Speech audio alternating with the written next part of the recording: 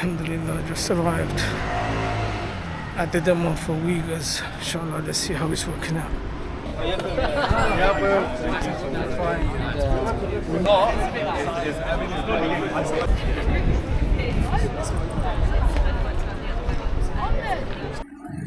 Brothers and sisters, Assalamu alaikum wa rahmatullahi wa barakatuh.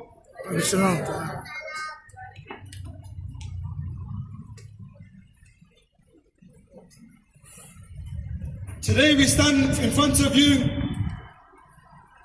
outside the Chinese embassy with the Stand for Uyghurs coalition, a grassroots collaboration based here in the UK, standing for justice and solidarity with our Uyghur brothers and sisters in Chinese-occupied East Turkestan. Our goal is clear: to awaken the Muslim Ummah of the reality and suffering and inspire collective action that genuinely makes a difference, and work towards the liberation of our brothers and sisters. Remember, my brothers and sisters, they are our brothers and sisters. So when we protest today, we're not here as Pakistani, as Bangladeshi, as Moroccan, as Algerian, as Libyan. We are here as an ummah. Our identity is the Islamic identity. Our cause is the Islamic cause. And we welcome all those from other faiths, religions and paths. And we thank you for standing with us in solidarity with our brothers and sisters. Since 2021, we've united over 100 organizations here in the UK. Our goal is to educate the Muslim Ummah on the Uyghur persecution, empower the Uyghur Muslims, and engage everyone in meaning collective action to actually bring an end to the oppression. So when we stand here for the Palestinian cause, we stand here for the Sudani cause, we stand here for the Yemeni cause, and we stand here for the Uyghur cause, and anyone in the world who's being oppressed today.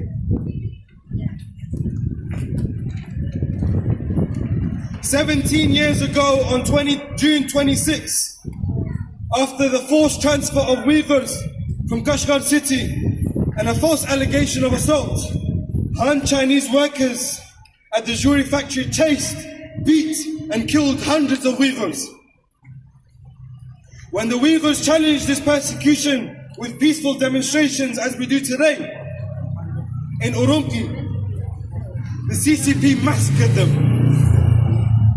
This brutal suppression of the large-scale demonstration in East Turkestan showed the reality of the Chinese government, showed the reality that they truly are an imperial nation, showed that when we say that the Ummah is being attacked by the West, the Ummah is being attacked by imperial nations, China is indeed one of those nations. We have a few guest speakers today, and inshallah, slowly we'll introduce one of them. And inshallah, may this protest be the beginning of the liberation of our brothers and sisters. Takbir! Takbir! China, China, you can't hide! China, China, you can't hide! We charge you with genocide! We charge you with genocide! China, China, shame on you! China, China, shame on you! You're committing genocide too! You're committing genocide too! Our first speaker is our sister Myra, the head of the advocacy at Human Aid and Advocacy and chair of the Stand for Uyghuristan coalition. For over a decade, she has advocated for the persecuted and oppressed communities with a particular focus on our brothers and sisters in East Turkestan. Through years of research, close engagement, and the community and international advocacy, she helped mobilize partners internationally and raise global awareness for the Uyghur cause. I'd like to invite Sister Myra. Jazakallah khair. Takbir!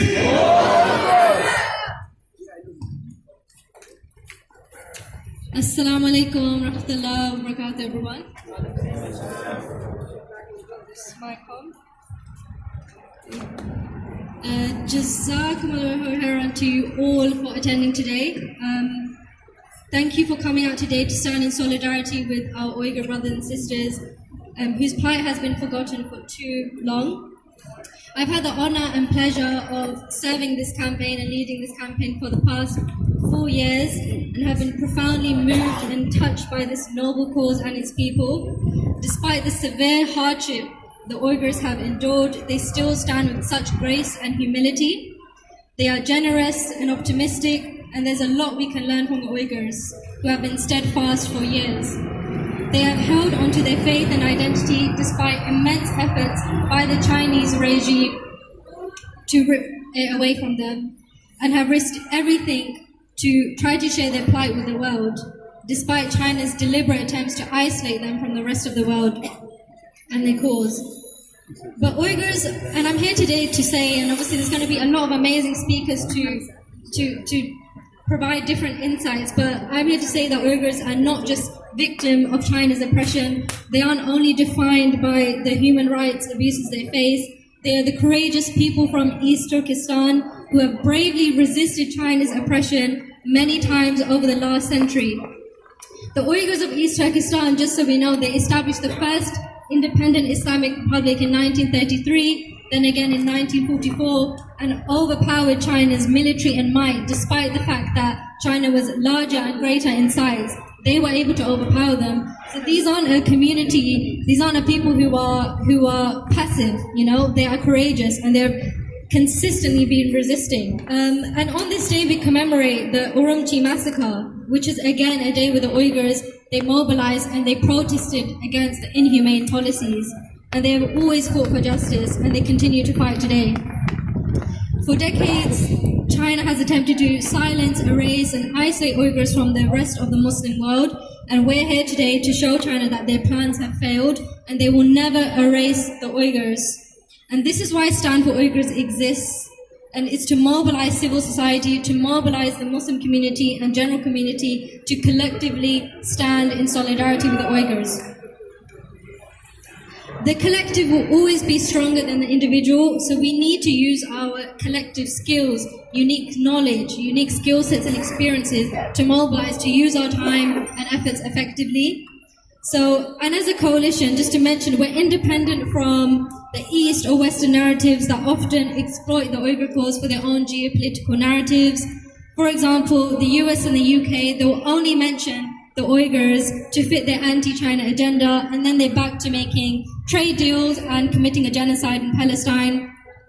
China, on the other hand, position themselves as allies of Palestine in order to strengthen their anti-US agenda, all while committing a genocide against Uyghurs.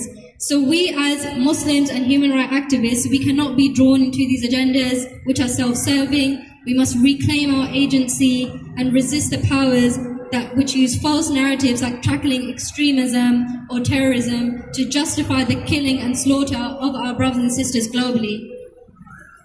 All in order to maintain a superpower on an international stage. So all of us here, I'll end with this, we all have a role to play, and we all have a responsibility to uphold justice and call out oppression as Allah subhanahu wa ta'ala commanded us to. Uyghurs should not be the only ones advocating for this cause, which is why we are uniquely non-Uyghur led, because we need to be at the forefront of their cause. It cannot only be Uyghurs. We need to amplify their voices. Their struggle is our struggle, and we won't stop demanding justice until all the concentration camps are closed, until every forcibly Uyghur who's been disappeared from their family returned to their homes, their whereabouts are known, until every forced labor camp is closed, until Islam is no longer criminalized, and until finally Uyghurs can be free from the persecution they face.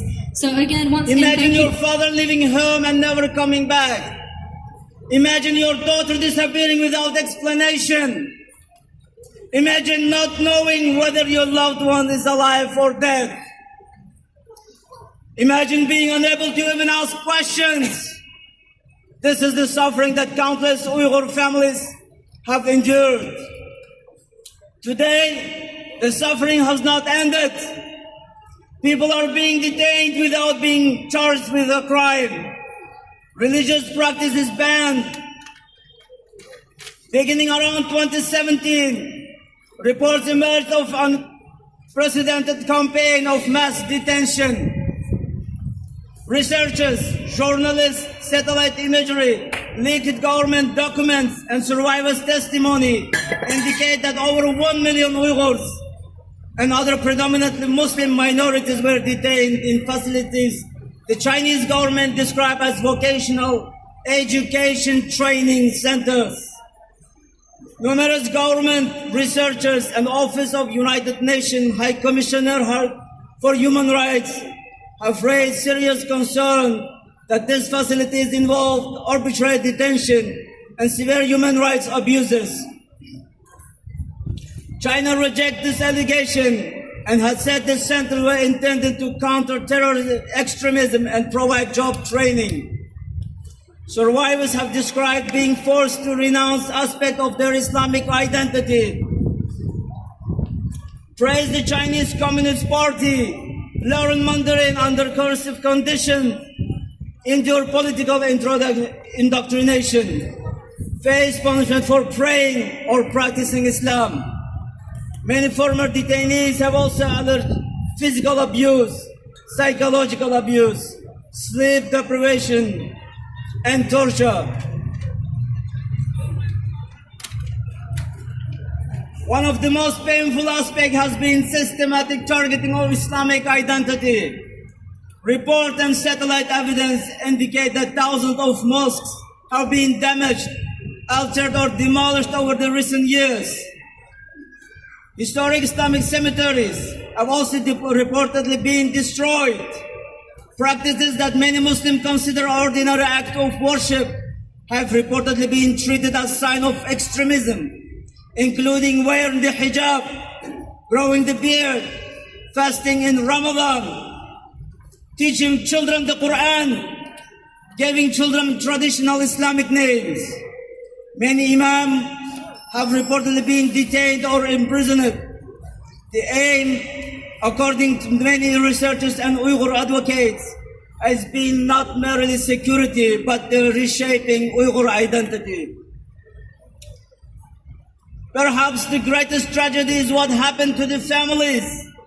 Parents were detained while children were placed into state-run boarding school or institutions. Many children grew up separated from their mothers and fathers. Families living overseas lost contact with loved ones almost overnight. Some still do not know whether their relatives are alive. The emotional trauma of this separation cannot easily be measured. Numerous women who left the camps have described deeply traumatic experiences. These include allegations of sexual violence, forced sterilization, forced birth prevention policies, coercive medical procedures. Researchers have documented significant decline in Uyghur birth rates in part of the region alongside government family planning policies. These allegations have been cited by several government and international organizations is assessing the severity of the abuses. The region has become known for one of the world's most extensive surveillance systems. Reports describe facial recognition cameras, police checkpoints, phone monitoring, DNA collections, biometric database, digital surveillance. For many Uyghurs, daily life becomes subject to the constant monitoring. China, China, shame on you! China, China, shame on you! You're committing genocide too! You're committing genocide too! These reports have shocked the people around the world. Many government and organizations have called for independent investigations and accountability. Regardless of politics, regardless of nationality, Every human being deserves dignity. Every family deserves the justice. Every child deserves freedom. To the authorities of the People's Republic of China, history remembers government not only for the economic achievements. History remembers how they treat human beings. Power does not last forever.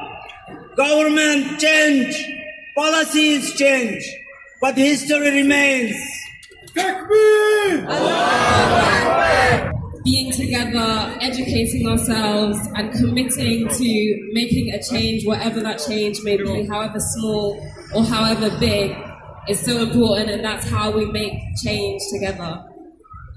So this poem is called The World Is Yours, and it speaks about different struggles around the world, but particularly for the Uyghur cause, it mentions the so-called education camps, and some of the awful things that happened there, which the brother just mentioned, such as the sterilization of women to stop them having children, such as the force feeding of people during Ramadan, and all the oppression that works to eradicate their existence, their culture, and their faith.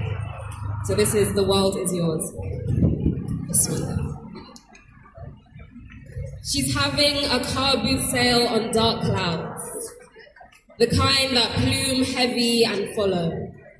So even when the sun is high, it's too dark to see tomorrow. This humbling, she's selling for $1 and a dream, so kids born in affliction can choose a new theme. Some say they saw her in Nabisali, wrapped in kafiyah at the foot of her house, throwing punches at a cloud in uniform, armed with rubber, metal and gas. Limbs and stones is all she has, but does not see herself as a victim. She's a witness of people grinding the land like spices, split apart, a scattered people scattering people, or kettling them to a crumb of their home, cattle herding to a corner with no space to roam. She says no. A windstorm in her fist, she cries, I was born a daughter of Palestine. It's mine, it's mine, it's mine. Some say her spirit is chained in China, a muting shadow cast over Xinjiang. She fasts in Ramadan, but is force-fed a new identity. And when her stomach swells, she is made to abort and sterilized. When her voice is taken, there is a scream in her eyes. I have rights on this earth, and the choice to give birth is mine. It's mine. It's mine. Some say they saw her in the Amazon of Ecuador, flame red across her cheeks, with her tribe of Waorani women blazing through their lush canvas of green and brown, anything but weak, while dark clouds slick as oil try mining into ancient soil to kill the landscape. Matalla cultura. She will not give up land that is viva y pura. While their greed breaks through the acres, she won't stand benign. She fights. It's mine, it's mine, it's mine. And is that her behind a fortress of papers in London, trying to decode decades of documents and prove her grandparents' right to live in the country they grew up in and raise their kids? Brought in a whirlwind with the windrush and heady dreams to give everything to the foggy city. But hostile environments for immigrants mean they're not home in the only place they've ever truly known. Britishness given and taken away on whim. Smog clouds in the system, but she is fighting to win. No more using than shipping away, not this time. I know this place. I know what's mine. That's her. Always making a deal with the sky on these dark clouds that plume heavy and follow. Pushing her out or closing her in at the doors. But whose world is this? The world is yours. Jazakallah khairan. Muhammad Rasulullah. Muhammad Rasulullah. Takbir. Takbir. Takbir. La ilaha illallah. La ilaha illallah.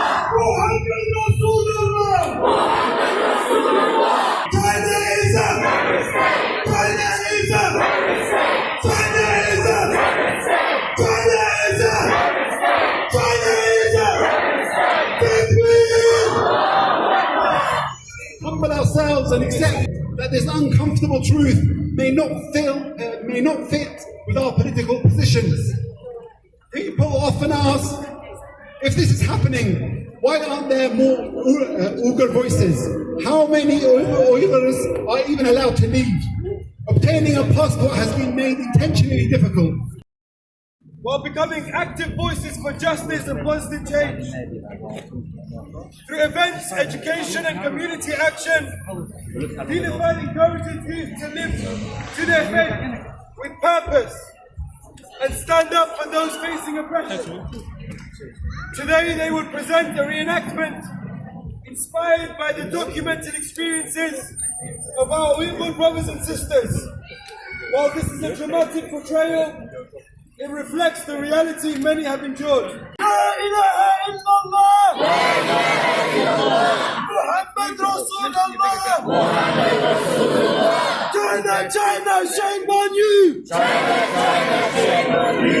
You're committing genocide too! You're committing genocide too! Survive who we are! Survive who we are! La ilaha illallah! La ilaha illallah! Sitting there behind bars, who are being put in concentration camps, who are risking their lives and their children's lives simply to maintain their faith. So we take on that cause and we are willing, number one, to never ever forget them. Secondly, we make a pledge in order to actually free them and to make sure that they are able to practice their religion in peace. And thirdly, we take on the cause of the La ilaha illallah and recognize that this is our cause and one that demands us to establish justice.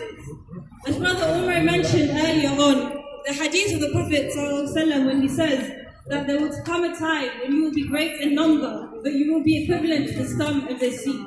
When he is asked why, he is said that it's because you will have a love of this world and a fear of death. And this is a fear that we must disconnect from.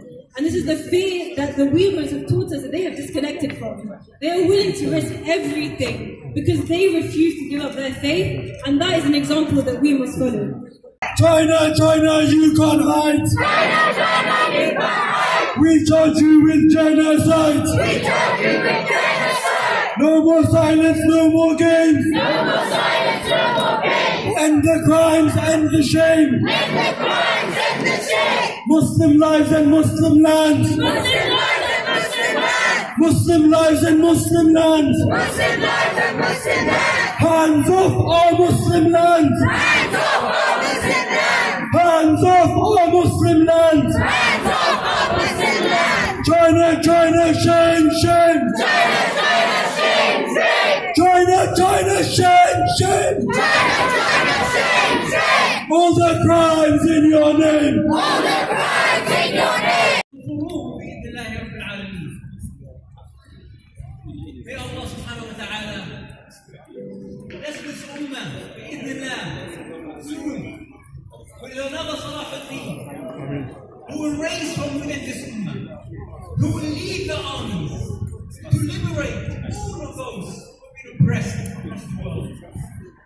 May Allah make it easy for all our brothers who have been oppressed, for all our brothers who have been oppressed in Turkestan, who have been oppressed in Sudan. Let's not forget that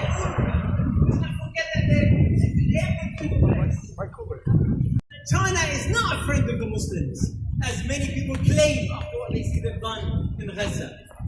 May Allah make us of those who are steadfast, who say the word of truth at all costs, who sacrifice just like the people of Gaza sacrificed, who sacrifice like the people, the Uyghurs have sacrificed. May Allah subhanahu wa ta'ala give us the blessing of this ummah, bring it together, unity with Allah ta'ala.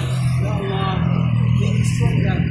May Allah give you the strength to be able to make this word very loud and clear and keep saying it and keep being loud against what happens to the Uyghurs around the world. Allah ta'ala. Jazakumullah khair.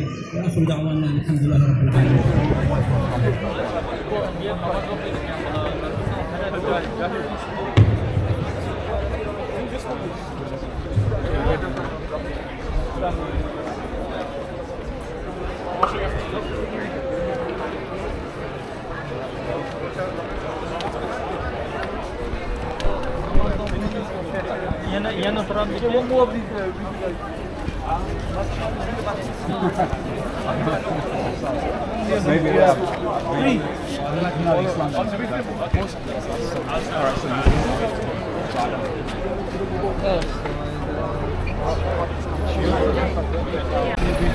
Assalamualaikum.